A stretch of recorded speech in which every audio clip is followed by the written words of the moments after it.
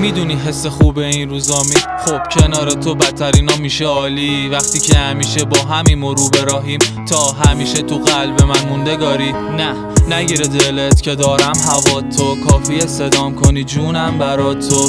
بگه چند سال دیوونت شدم، کاش نبینم غمگین هیچ وقت چشاتو.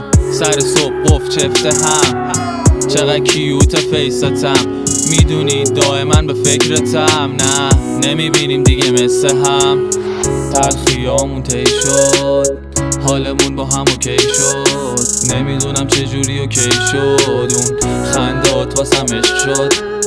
تلخیامون تی شد، حالمون با هم اوکی شد.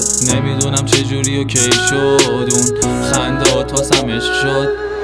پارو گاز جاده مستقیم سری، از حس بینمون مطمئن تریم. قول دادیم همه منفیا برن، از تلاش منصرف نشیم. خسته نشیم، دست بر نداریم، هیچ وقت نشیم از هم فراری. کل زندگی دوتا خنده است، بس غصه بخوریم اصلا برا چی؟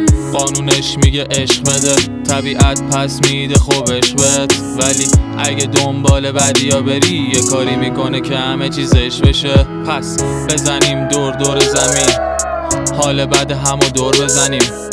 ما که مثل کوه پشت همیم و هیچ وقت دیگه خونه نریم.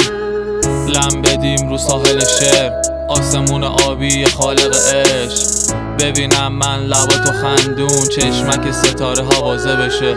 میگذره فصل و پاییزم میاد، گم بشه تلخی قاطی خندات. فرقی نداره هر جا که باشی، کنارت همیشه پا به پات میام. تلخیامون تی شد، حالمون با هم اوکی شد.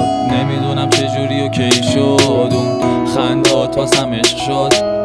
تلخیامون تی شد، حالمون با هم اوکی شد. نمیدونم